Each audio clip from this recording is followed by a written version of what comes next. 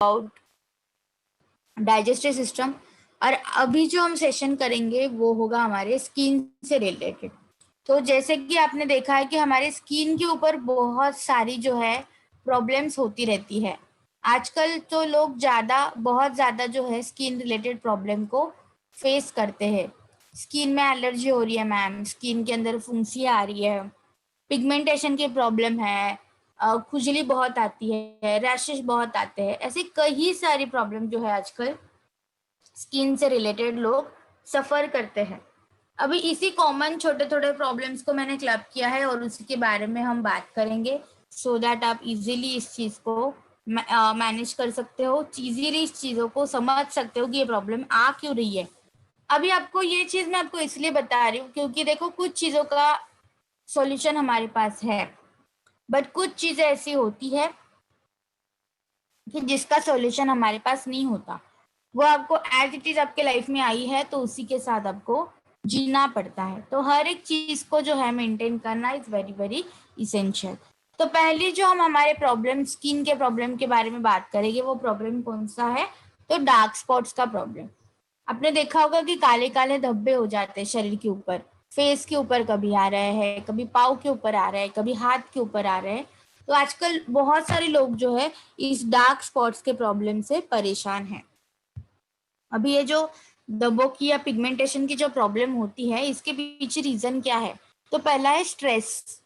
जब आप तनाव कंडीशन में होते हो, जब आप टेंशन में होते हो, तो आपकी कोशिकाएं सबसे ज्यादा सफर करती है। आपकी जो सेल्स होती है वो डैमेज हो सकती है, वो अनहेल्दी हो सकती है, और इसी के कारण आपको फिर पिगमेंटेशन की प्रॉब्लम, बहुत ज़्यादा शरीर के ऊपर काले धब्बे आने की प्रॉब्लम यहाँ पे आपको हो सकती है। So you have to manage this thing with help of stress management. तो जितना ज़्यादा कम स्ट्रेस लो या जितना ज़्यादा इजी रहो, मतलब मुझे आज तक एक बात समझ में नहीं आई कि ठीक है टेंशन सभी को होता है, आई अग्री। मतलब जब कोई प्रॉब्लम हमें होती है तो टेंशन हमें ज़रूर होता है और होना भी चाहिए। तो बट उस टाइम पे टेंशन लेते लेते हमें सॉल्यूशन भी ढूंढना बहुत जरूरी है। अदरवाइज क्या होगा, टेंशन होते रहेगा, सॉल्यूशन अगर हमारे पास नहीं है तो ये प्रॉब्लम जो है वो बढ़ सकती है। तो हमेशा जब आपको स्ट्रेस होता है तो पहले स्ट्रेस को रिलीज करिए, तब जाके आपका वो प्रॉब्लम सॉल्व होने वाला है। विद स्ट्रेस आप जी नहीं सकते हो। इसके बाद है एड्रिनल इज सफिशिएंसी। जब आपके शरीर के अंदर एड्रिनल जो है वो सफिशिएंट अमाउंट में स्टीरॉइड जो है वो प्रोवाइड नहीं कर पा रहा है, प्रोड्यूस नहीं कर पा रहा है, तो हमारे शरीर भी जो है नेचुरली स्टीरॉइड आपके शरीर के अंदर क्रिएट करता है, सिक्रीट करता है। पर जब आपके शरीर का स्टीरॉइड प्रोडक्शन कम हो जाता है तो इसकी वजह से भी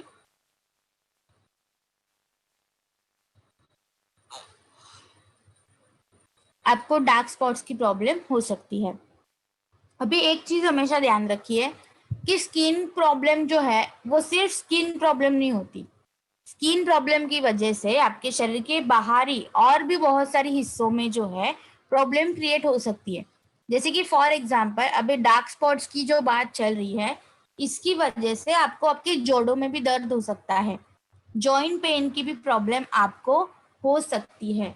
इवन आपके शरीर के अंदर शुगर की मात्रा कम हो सकती है, लो ब्लड शुगर की प्रॉब्लम आ सकती है, आपका ब्लड प्रेशर लो हो सकता है, या लो ब्लड प्रेशर पेशेंट को भी पिगमेंटेशन की प्रॉब्लम हो सकती है, और आपका खाना खाने की इच्छा ज्यादा नहीं होती है, आपका एपेटाइट भी लो हो जाता है, कमजोर हो जाता है, आप अच्छे से खाना नहीं खा पाते हो, डाइजेस्ट नहीं कर पाते हो खाने को। तो ये एक स्किन की प्रॉब्लम की वजह से कितनी सारी अदर प्रॉब्लम्स भी आपके शरीर के अंदर आ सकती है, इसके ये सिम्टम्स है। तो यहाँ पे आपको डार्क स्पॉट्स को जो है मैनेज करना जरूरी है। इसके लिए ज्यादातर आपको flax, krill oil, hair skin and nail जो है वो आपको हेल्प करते हैं। अभी सप्लीमेंट मत लिखिए क्योंकि एंडिंग में जो स्लाइड आएगी उसके ऊपर सारी चीजें मेंशन की गई है, तो हम सप्लीमेंट्स के बारे में तब देखेंगे। दूसरी जो कंडीशन आती है आपके स्किन के अंदर वो है व्हाइट पैचेस की प्रॉब्लम। एक होता है डार्क स्पॉट्स मतलब ब्लैक पैचेस, और एक है आपका व्हाइट पैचेस। अभी व्हाइट पैचेस कब होता है कि जब आपकी स्किन जो है पिगमेंटेशन लूज कर देती है। अभी इस कंडीशन को ना विटिलिगो कहा जाता है। आपने बहुत बार सुना होगा विटिलिगो की प्रॉब्लम। अभी ये विटिलिगो जो है ये एक ऑटो इम्यून कंडीशन है। इसमें होता क्या है कि जब आपकी खुद की इम्यूनिटी पावर जो है, आपके शरीर के जो मेलानोसाइट्स होते हैं, जो हेल्दी सेल्स होते हैं, जो बेसिकली मेलानिन सिक्रीशन करते हैं और आपके स्किन को कलर देते हैं, तो ये स्किन को कलर देने वाली जो कोशिकाएं होती है वो इसमें डैमेज होने लगती है। तो ये एक ऑटो इम्यून कंडीशन है जहाँ पे आपकी खुद की ही इम्यूनिटी पावर डैमेज करना शुरू कर देती है आपकी कोशिकाओं को, जिसकी वजह से आपको यहाँ पे विटिलिगो की प्रॉब्लम जो है वो आ सकती है।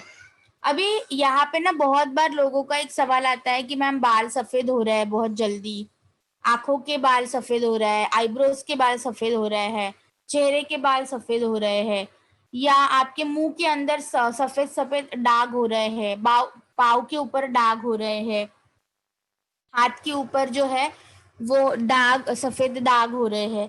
तो ये सारी जो प्रॉब्लम होती है ना, ये कंडीशंस है विटिलिगो की।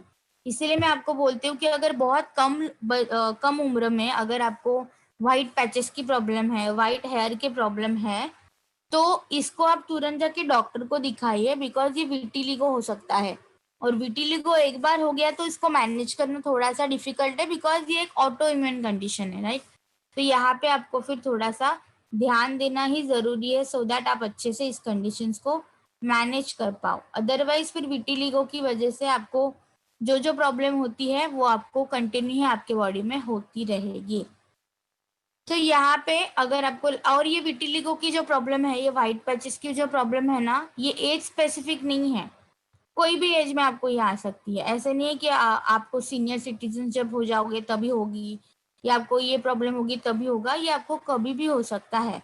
तो आपको यहाँ पे ध्यान देना is very essential, so that आप अच्छे से इस कंडीशन को, इस सिम्टम्स को मैनेज कर सकोगे। इस कंडीशन को आप कितना मैनेज करोगे ये हम प्रेडिक्ट नहीं कर सकते। इवन विटिलिगो को अगर आपने इस कंडीशंस को इस सिम्टम्स को मैनेज नहीं किया, तो इसकी वजह से स्किन कैंसर भी आपको हो सकता है। और यस, इसको मराठी में कोड़ कहा जाता है, कोड़। गुजराती में क्या कहते हैं अभी मुझे नहीं पता, बट इसको कोड़ कहा जाता है। सफेद सफेद धब्बे जो है आपके शरीर के ऊपर आने लगते हैं। इसके बाद आते हैं रैशेस।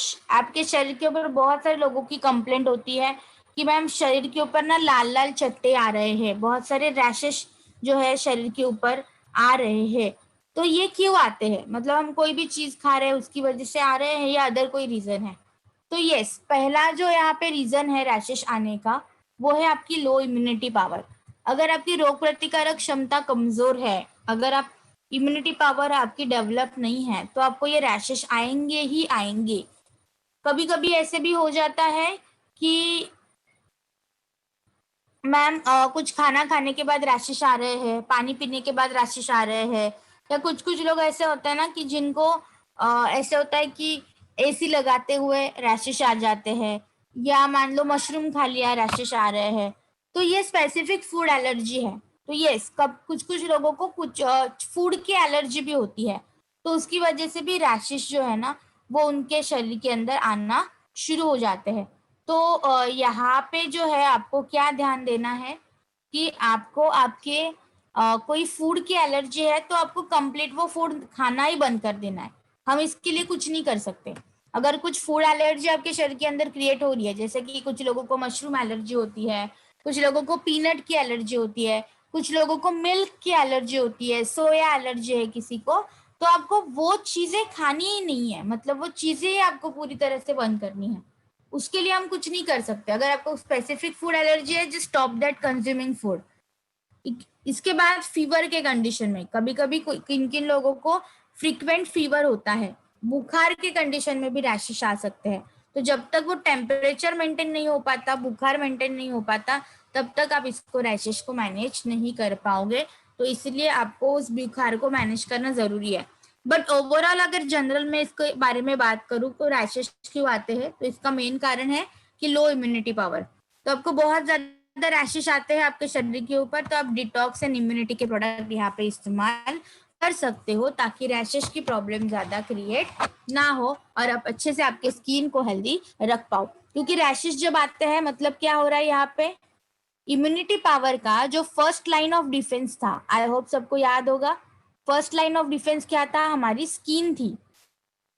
अगर आपकी फर्स्ट लाइन ऑफ डिफेंस कमजोर हो रही है तो बट ऑब्वियस उसके इफेक्ट आपके स्किन के ऊपर मिलेंगे ही मिलेंगे। तो यहाँ पे काम क्या करना है, आपकी इम्यूनिटी पावर को आपको मजबूत करना है, मेंटेन करना है, तभी जाके आप इस प्रॉब्लम को मैनेज कर सकते हो। इसके बाद है एडिमास की प्रॉब्लम। एडिमास मतलब बहुत ज्यादा आपके शरीर के ऊपर जो है ना स्वेलिंग आना शुरू हो जाती है। आपने किडनी का जो सेशन अटेंड किया था ना, उसमें भी मैंने एडिमा के बारे में बात की थी। तो पहला जो एडिमा की प्रॉब्लम, स्वेलिंग की प्रॉब्लम होती है, उसके पीछे रीजन क्या है पहला, तो first reason is kidney problem. अगर आपकी किडनी में कोई प्रॉब्लम हो चुकी है तो उसकी वजह से भी आपके शरीर के ऊपर, पाँव के ऊपर, आपके घुटनों के ऊपर आपको बहुत ज्यादा जो है स्वेलिंग, सूजन आ सकती है। दूसरा है थायराइड की प्रॉब्लम की वजह से। अभी ये बहुत बार होता है, जो भी लोगों को थायराइड की प्रॉब्लम है, स्वेलिंग उनके शरीर के ऊपर रहेगी रहेगी जब तक उनका थायराइड मेंटेन नहीं होता है। तो कभी कभी जो स्वेलिंग आपके शरीर के ऊपर आती है ना, वो कुछ डिसीज या डिसऑर्डर्स की कंडीशंस की वजह से आती है। और जब तक वो डिसीज या डिसऑर्डर्स कंडीशन मेंटेन नहीं हो पाता, आप उसके लिए कुछ नहीं कर सकते। तो यहाँ पे आपको पहले उस डिसीज या डिसऑर्डर्स को मैनेज करना होगा, तब जाके स्वेलिंग को आप कम कर सकते हो। बट टेम्परेरी रिलीफ के लिए आप स्वेलिंग के लिए हमेशा क्रिल ऑयल और curcumin, krill oil and curcumin, ये दोनों सप्लीमेंट का मदद ले सकते हो, ताकि आप एडिमास को एटलीस्ट थोड़ा बहुत तो कंट्रोल करो। इसके बाद है टायर्डनेस एंड मेंटल स्ट्रेस। जब आप बहुत ज्यादा थक जाते हो तो भी आपको स्वेलिंग आ सकती है आपके शरीर के ऊपर, या अगर आप बहुत ज्यादा तनाव के कंडीशन में हो, मेंटल स्ट्रेस। अभी आपको बहुत बार लगेगा कि मैम अपने मेंटल स्ट्रेस को तो सभी जगह में आपने इसके बारे में डिस्कस किया था। तो यस, आपका मेंटल स्ट्रेस यही एक आजकल का मुख्य कारण बन गया है बहुत सारी बीमारी आपके शरीर के अंदर आने का। डाइजेशन खराब हो रहा है, हार्ट की प्रॉब्लम है, स्किन की प्रॉब्लम है, ब्रेन की कोई प्रॉब्लम है, या अदर जॉइंट्स प्रॉब्लम है, सभी के लिए mental stress is a common reason. तो आपको मानसिक तनाव को मेंटेन करना है, ज्यादा चिड़चिड़ नहीं करनी है। जितना आप मेंटली स्ट्रांग रहोगे, तनाव फ्री रहोगे, थोड़ा सा लाइट रहो जिंदगी में, तनाव करके टेंशन लेके कुछ भी जिंदगी में हासिल होने वाला है नहीं। तो जितना आप लाइटली उस चीज को हैंडल करोगे ना, उतना उसके रिजल्ट्स आपको अच्छे मिलेंगे। तो स्ट्रेस में मत रहिए, जितना आप स्ट्रेस में रहोगे उतनी आपकी रोग प्रतिकारक क्षमता कमजोर होती है और फिर प्रॉब्लम आपके शरीर के अंदर बढ़ सकते हैं। इसके बाद आता है न्यू मोल्स एंड टैक्स। तो यहाँ पे ना एक चीज आपको समझना बहुत जरूरी है। न्यू मोल्स एंड टैक्स जो है पहले तो जेनेटिक होते हैं। जैसे आपके पेरेंट्स को मोल्स एंड टैग्स हुए हैं, वैसे ही आपको भी होंगे। मतलब जो मस्सा बोलते हैं हिंदी में, नॉर्मल लैंग्वेज में मस्सा की जो प्रॉब्लम है, तो बेसिकली ये पहले तो जेनेटिक होती है। दूसरा है हार्मोनल डिसबैलेंस। इसलिए स्पेसिफिकली अगर आपने कंपेयर किया होगा ना जेंट्स बॉडी में या लेडीज बॉडी में, तो ज्यादातर लेडीज को मस्सा की प्रॉब्लम थोड़ी ज्यादा होती है। मस्सा उनके शरीर के ऊपर, मोल्स उनके शरीर के ऊपर थोड़े से ज्यादा होते हैं, because hormonal disbalance female body के अंदर सबसे ज्यादा होता है। तो यहाँ पे आपको इस चीजों के ऊपर ध्यान देना जरूरी है। इसके बाद है यूवी लाइट एक्सपोजर। अगर आप ऐसे रेडिएशंस आपके शरीर के ऊपर इम्पैक्ट कर रहे हैं, आपके बम्बार्डमेंट हो रही है रेडिएशंस की आपके शरीर के ऊपर, स्पेसिफिकली यूवी लाइट, तो इसकी वजह से भी आपको मोल्स हो सकते हैं। अभी आपको एक चीज समझना बहुत जरूरी है। अभी ये जो मोल्स है ना, ये कभी कभी इन्फेक्शन की वजह से हो सकता है। तो इसके लिए कौन सा वायरस रिस्पॉन्सिबल है,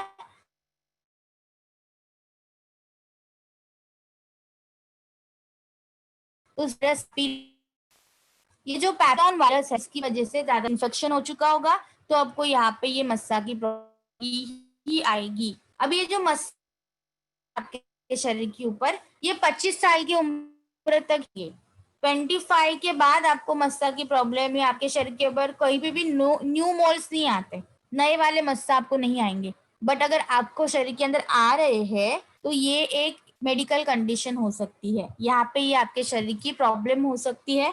तो तुरंत यहाँ पे जाके डॉक्टर से एक बार कंसल्ट कीजिए, बिकॉज ये एक वायरल इन्फेक्शन हो सकता है।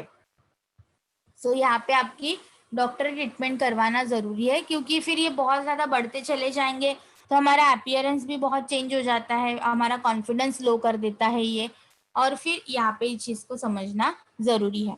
यस, मोल्स एंड वॉट्स ये दोनों भी चीज़ें थोड़ी अलग है, थोड़ा सा स्लाइड डिफरेंस इसके अंदर है। इसके बाद जो प्रॉब्लम आती है, बहुत कॉमन प्रॉब्लम है, जेंट्स ओरिएंटेड भी है, लेडीज ओरिएंटेड भी है, जो है एक्ने की प्रॉब्लम, पिंपल्स की प्रॉब्लम, ब्लैक हेड्स की प्रॉब्लम, व्हाइट हेड्स की प्रॉब्लम। तो पहला, इस एक्ने, पिंपल्स और ब्लैक एंड व्हाइट हेड्स को मैनेज करने के लिए हाइजीन को मैनेज करना जरूरी है। एटलीस्ट प्रतिदिन 3 बार तो फेस वॉश होना बहुत जरूरी है। आपका मुंह साफ होना जरूरी है, पानी की मदद से, सोप की मदद से, फेस वॉश की मदद से, जो चीज आपको यूज करना चाहते हो वो यूज कर सकते हो, but hygiene is very essential. Hygiene अगर आप मेंटेन नहीं करोगे तो आपको ये पिंपल्स, एक्ने या स्किन एलर्जीज की प्रॉब्लम तो होती ही रहेगी। इसके लिए फिर हम कोई एक्सटर्नल इंटरनली कुछ हेल्प नहीं कर सकते। प्रॉपर फेस को जो है वॉश कीजिए, ऐसे नहीं सिर्फ पानी डाल दिया और पोंछ दिया। प्रॉपर फेस वॉश होना, उसके बाद ड्राई करना उस स्किन को बहुत ज्यादा जरूरी है। डाइट बैलेंस होना जरूरी है। अगर आप बहुत तली हुई चीजें खा रहे हो, बहुत फ्राइड चीजें खा रहे हो, बैड कोलेस्ट्रॉल जिसके अंदर ज्यादा है वो चीजें अगर आप ज्यादा खाते हो, तो इसकी वजह से तो आपको ये पिंपल्स की प्रॉब्लम होनी ही है। अगर आपको ज्यादा गुड फैट आपके शरीर के अंदर कम है तो इसकी वजह से भी आपको ये हो सकता है। एंड स्पेशली जिनको डाइजेशन की प्रॉब्लम है ना, एसिडिटी है, हाइपर एसिडिटी है, कॉन्स्टिपेशन है, डायरिया है, वोमिटिंग होती रहती है, जिनको भी डाइजेशन की प्रॉब्लम है उनको तो एक्ने एंड पिंपल्स तो होते ही रहेंगे। तो आपके डाइजेशन को भी इम्प्रूव करना जरूरी है। अभी एक्ने पिंपल्स के लिए अदर मेडिकल कंडीशंस भी रिस्पॉन्सिबल होती है, जैसे कि हार्मोनल डिसबैलेंस। हार्मोनल डेफिशिएंसी की वजह से भी, हार्मोनल डिसबैलेंस की वजह से भी आपको पिंपल्स, एक्ने की प्रॉब्लम हो सकती है। जैसे कि मान लो अगर कोई पीसीओडी का पेशेंट है, थायराइड का पेशेंट है, स्पेशली लेडीज में ही आपको पिंपल्स और एक्ने ज्यादा दिखेंगे, क्योंकि हार्मोनल डिसबैलेंस सीवियर लेवल पे लेडीज के बॉडी में ज्यादा होता है। तो यहाँ पे हार्मोन्स जब तक आप बैलेंस नहीं करोगे तब तक आपको ये प्रॉब्लम होती रहेगी, और इसीलिए मैं आपको हमेशा सजेस्ट करती हूँ फ्लैक्स ऑयल को। Flax oil and talks clean आपके पिंपल्स, एक्ने के प्रॉब्लम में बहुत हेल्प करेगा। स्किन एलर्जीज के प्रॉब्लम में आपको बहुत हेल्प करेगा। तो हमेशा जो है आपको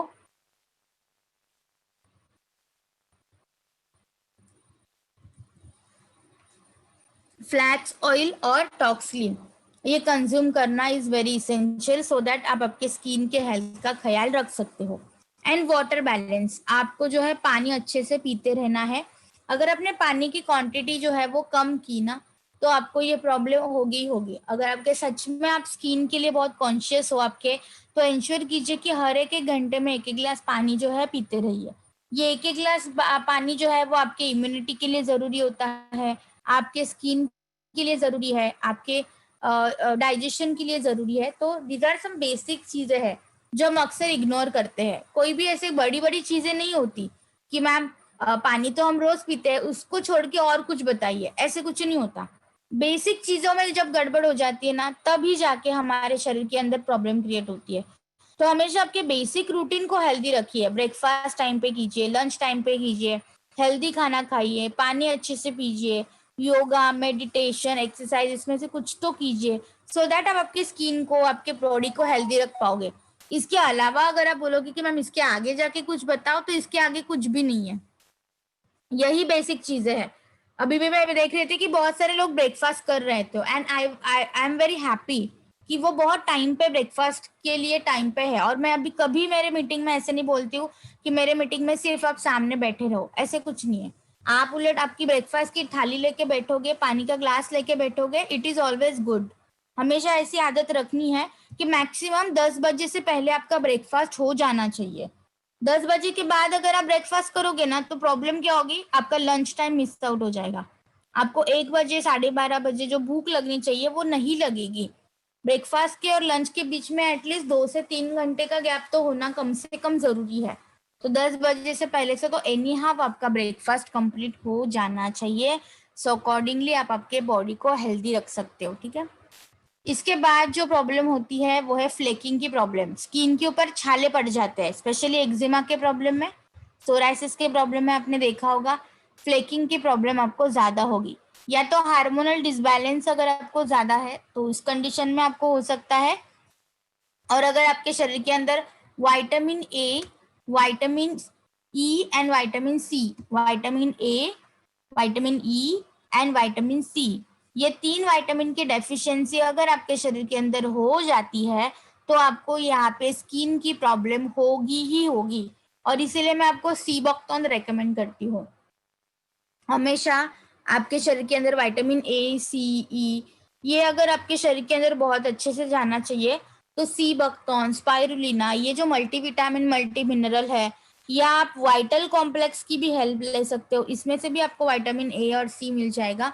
तो ये आपको रेगुलर कंज्यूम करना इज वेरी इसेंशियल, ताकि आप अच्छे से आपके शरीर के अंदर काम कर सकते हो, आपके बॉडी को आप हेल्दी रख सकते हो। सो प्लीज डू एंश्योर कि अगर आपको स्किन के ऊपर छाले पड़ रहे हैं, स्किन आपकी ड्राई बहुत हो रही है, तो ए सी ई, विटामिन ए सी का कंजम्पशन होना इज वेरी वेरी इसेंशियल। तो ये आपको कहाँ मिलेंगे? आपके स्पाइरुलिना में मिलेंगे, आपके सी बक्तन के अंदर मिलेंगे, वाइटल कॉम्प्लेक्स के अंदर मिलेंगे, जो आपके फ्लेकिंग के कंडीशन को मैनेज कर सकते हैं। इसके बाद जो प्रॉब्लम आती है वो है एक्सेसिव स्वेटिंग की प्रॉब्लम। मैम पसीना भी बहुत आता है, तो यस ये प्रॉब्लम आती है, ये प्रॉब्लम है। अगर आपको बहुत पर्सपिरेशन होता है, पसीना आता है, तो ये कंडीशन है। क्यों आता है पसीना आपको ज्यादा? पहला तो है थायराइड की वजह से। अगर आप थायराइड पेशेंट हो तो आपको पसीना बहुत आएगा। आप हाइपर में भी आएगा, हाइपो में भी आएगा, दोनों कंडीशन में आपको पसीना बहुत आ सकता है। दूसरा, अगर आपकी रोग प्रतिकारक क्षमता कमजोर है, अगर आपकी इम्यूनिटी पावर कमजोर है तो आपको यहाँ पे पसीना बहुत आ सकता है। एंड थर्ड एंड सबसे इम्पॉर्टेंट वो है टॉक्सिसिटी। अगर आपके ब्लड के अंदर टॉक्सिसिटी बढ़ गई है, आपके शरीर के अंदर टॉक्सिसिटी है, बहुत ज्यादा गंदगी है, बॉडी को अगर आप डिटॉक्स नहीं करोगे तो आपको यहाँ पे स्वेटिंग की प्रॉब्लम आएगी ही आएगी। तो इसके लिए आपको गैनोडर्मा, आंवला एंड एलोवेरा, गैनोडर्मा, आंवला एंड एलोवेरा, ये आप स्वेटिंग के प्रॉब्लम में हमेशा रिकमेंड कर सकते हो, जो आपको बहुत अच्छे से फायदा देगा। But don't forget to take amla, aloe vera and ganoderma, regular basis पे भी आप इसको कंज्यूम कर सकते हो। अभी यहाँ पे मैंने कुछ चीजें लिखी है, बिकॉज ये हमारे आरती मैम के साथ कंसल्ट करके ही ये चीजें लिखी गई है। क्यों?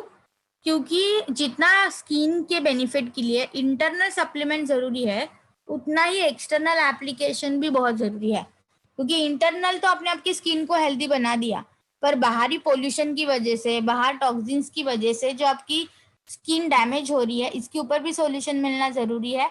तो इसके लिए आपको SF9, स्किन फॉर्मूला 9 की हेल्प लेना इज वेरी इसेंशियल।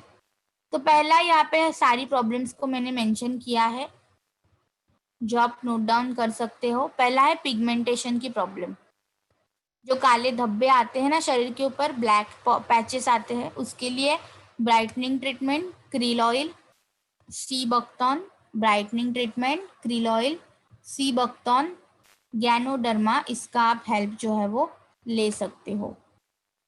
इसके बाद आता है रिंकल्स की प्रॉब्लम। तो रिंकल्स के प्रॉब्लम के लिए आप यूथ एलिक्सर, कोलाजन, एलार्जिनाइन, ये आप रिकमेंड कर सकते हो। इसके बाद आते हैं हाइड्रेशन की प्रॉब्लम, जहाँ पे स्वेटिंग भी आपको हो रही है और स्किन आपकी ड्राई भी बहुत ज़्यादा होती है।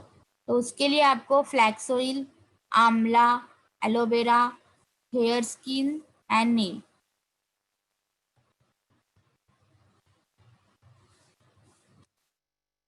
इसके बाद है ब्लेमिशेस, एक्ने, पिंपल्स, राइट, इसकी भी प्रॉब्लम होती है। तो उसके लिए blemish gel, toxclean, blemish gel, toxclean, hair, skin and nail, curcumin, noni, krill oil, shatavari, sea buckthorn and combatics recommend कर सकते हो। अगर किसी की ऑयली स्किन है और आपके स्किन के ऊपर की शाइनिंग आपको इंक्रीज करनी है, स्किन बहुत मैम डल दिखती है, उसके लिए deep cleansing oil, flax oil, deep cleansing oil, flax oil, tox clean, hair, skin and nail, curcumin, spirulina, combiotics. इसके बाद है डार्क सर्कल्स की प्रॉब्लम। आंखों के नीचे मैम बहुत ज्यादा काले काले सर्कल्स आ रहे हैं, तो उसके लिए पहले तो नींद प्रॉपर होना जरूरी है। अगर आपकी नींद बहुत डिस्टर्ब है, अगर आप तनाव में हो, तो आपको डार्क सर्कल्स आएंगे ही आएंगे। तो पहले तो प्रॉपर नींद लेना जरूरी है। इसके साथ में आपको अंडर आई सीरम आप यूज कर सकते हो एक्सटर्नल एप्लीकेशन के लिए। आयरन फॉलिक लेना जरूरी है, बिकॉज आयरन की डेफिशिएंसी की वजह से ही ज्यादातर ये आपको डार्क सर्कल्स की प्रॉब्लम आती है। तो यहाँ पे आपको थोड़ा सा ध्यान देना जरूरी है। इसके बाद हेयर, स्किन एंड नेल, क्योंकि इसके अंदर बायोटिन है जो आपके डार्क सर्कल्स के ऊपर बहुत अच्छे से काम करता है। कॉम्बायोटिक्स आप दे सकते हो, क्योंकि डाइजेशन की प्रॉब्लम है तो भी आपको डार्क पैचेस आ सकते हैं, डार्क सर्कल्स आ सकते हैं। फ्लैक्स ऑयल, क्योंकि इसके अंदर ओमेगा 3 एंड ओमेगा 6 है। सी बॉक्टॉन, बिकॉज इसके अंदर omega A, C, E and बहुत सारे एंटीऑक्सीडेंट्स है। एंड बहुत अच्छे से नींद लेनी है, 8 घंटे की नींद तो आपकी प्रॉपर पूरी होनी जरूरी है, अदरवाइज आप आपके डार्क सर्कल्स के प्रॉब्लम को मैनेज नहीं कर पाओगे। अभी जो व्हाइट पैचेस की वगैरह मैंने जो प्रॉब्लम बताई है ना, उसके लिए भी आप ये पिगमेंटेशन वाला जो है सेक्शन रेकमेंड कर सकते हो। पिगमेंटेशन वाली जो चीजें है वो रेकमेंड कर सकते हो।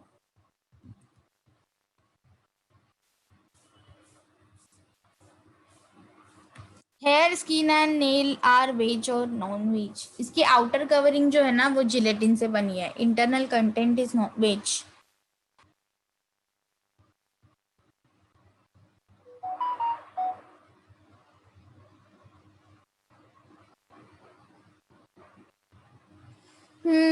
पूजा जी, आप उनको फ्लैक्स ऑयल रेकमेंड कर दीजिए एंड टॉक्सक्लीन रेकमेंड कर दीजिए।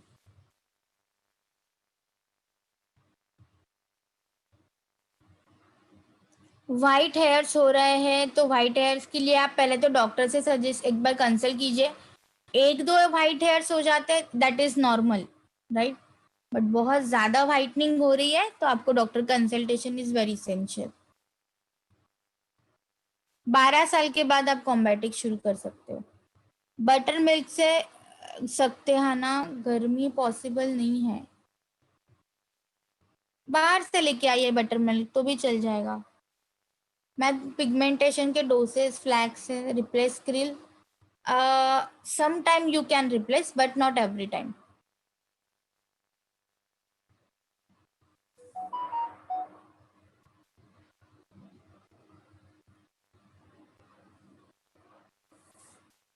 फंगल इन्फेक्शन की प्रॉब्लम है, कर्क्यूमिन दे सकते हो, नीम दे सकते हो, कॉम्बैटिक्स दे सकते हो, गैनोडर्मा है। ब्लैक स्पॉट्स के लिए मैंने ऑलरेडी पिगमेंटेशन वाली जो चीज है वो आप मेंशन कर सकते हो।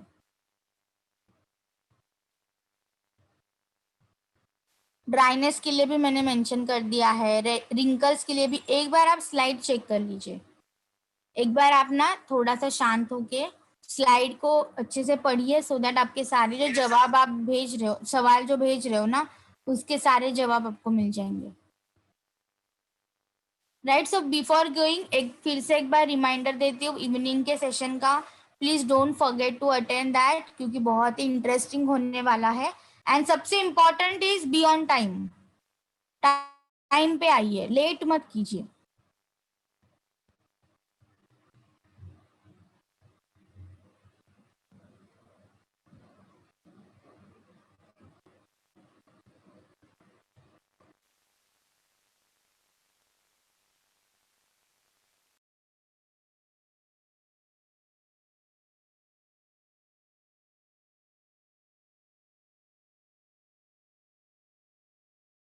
मैम मीटिंग ऑल्सो, सो वो आपको बहुत अच्छे से समझाएगी और उनको आप कांटेक्ट कर सकते हो। ईचिंग की प्रॉब्लम है, फंगल इन्फेक्शन अगर आपको है ना, तो combiotics, neem and curcumin, ganoderma आप दे सकते हो। How to get long hairs. देखो मैं एक चीज ना आपको बहुत क्लियर करती हूँ, जो आपको समझना इज वेरी इसेंशियल। अगर आपके जीन्स में ही हेयर ग्रोथ नहीं है ना, तो आपके पास हेयर ग्रोथ नहीं आने वाली। अगर आपके बाल, अगर आपके मम्मी के, आपके पेरेंट्स के ही बाल अच्छे नहीं है, तो बच्चों को भी वो बाल नहीं मिलेंगे। क्योंकि जी आपके जो बाल है, आपके जो नाखून है, आपकी जो स्किन है ना, वो जीन्स से ज्यादा आते हैं, बट इसको मेंटेन करना इज वेरी वेरी इसेंशियल। ठीक है, आप नोनी नीम आफ्टर लंच भी ले सकते हो, साथ में भी ले सकते हो, कोई बात नहीं है।